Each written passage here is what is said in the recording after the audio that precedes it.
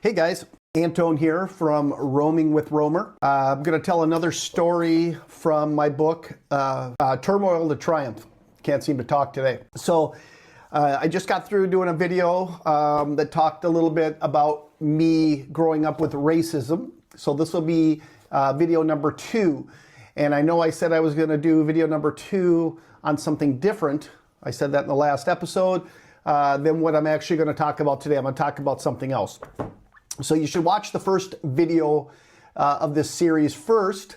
This is my series of telling stories that come from my book.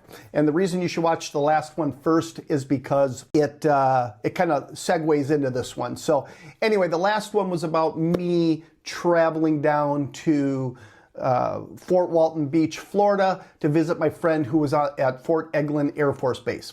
All right, so this is the story that comes after that. When I got down there, me, 18 years old, to paint the picture in case you haven't seen the last video, 18 years old, driving a 1984 Pontiac Fiero to go visit my buddy Jason down in the Air Force Base he got into right out of high school. So I showed up there. It was about 2 in the morning on the Air Force Base, and this is way before 9/11 and all that stuff. I get to the gate that you have to go through to get on the Air Force Base, and I tell them who I am. They asked me who I was there to see. I told them my friend's first and last name, and they said, "Oh, we know him. He's working over there in that hangar. He's a helicopter mechanic, and he's working on helicopters over in that hangar." I said, "Well, what should I do? Can I go over there to see him?" And they're like, "Oh yeah, just go over there. You'll be fine." So they let me through. I parked and I started walking to my buddy where he's working in this hangar, this great big hangar. Well, I'm 18 years old and I'm stupid. And I do something really stupid. I start making a beeline. I park the car. I start walking to my buddy. And as I'm walking, for me to get from here to there, I have to walk by some planes and stuff. This is really bad, guys. So I'm walking and I'm going by these planes. I'm thinking, geez, these things are huge. They're way bigger when you're up close.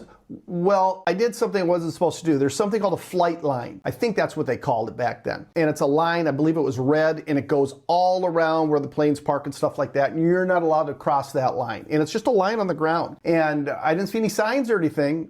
I'm not saying they weren't there. I just didn't see any signs.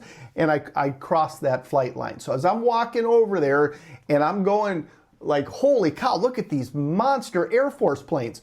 All of a sudden a Jeep, yes, they were still using Jeeps at that time, pulled up and pointed their gun at me, told me to get on my face on the ground, while other Jeeps started coming, and I don't remember how many it was, there were 2, 3, and they had me on my face and arrested me and threw me in their Air Force jail, a jail that was on the base, and it all had to do with me going past that line and getting too close to those planes.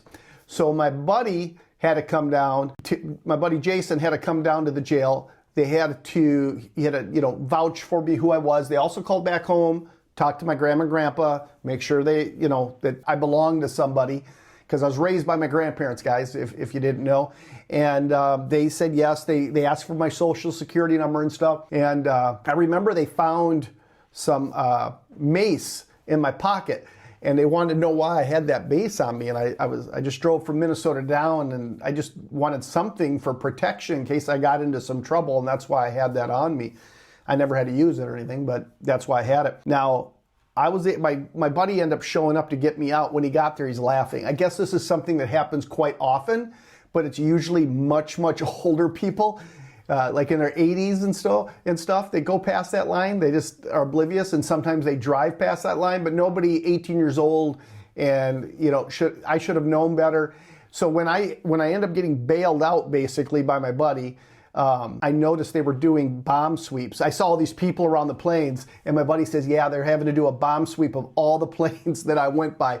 And I don't know, maybe it was 5 different planes, and they were bomb sweeping all of them. Excuse me, guys. When I got out of jail. So yeah, anyway, don't cross the flight line. If you cross the flight line, you're gonna get arrested. Found that out. And there is a sign, and it said they can shoot me too on that sign. They have the right to shoot. I did get shown that sign the next day, But I didn't see it at night. I didn't want to get shot, but I had a bunch of guns pointed at me and arrested that night. Really fun. So not really, but makes for a good story though, doesn't it, guys? Anyway, everybody have a great rest of your day, and then I'll do the video that I was going to do for my next one that I talked about in the first video. So, okay, that's it. There's my story. We'll talk to you guys soon. Take care.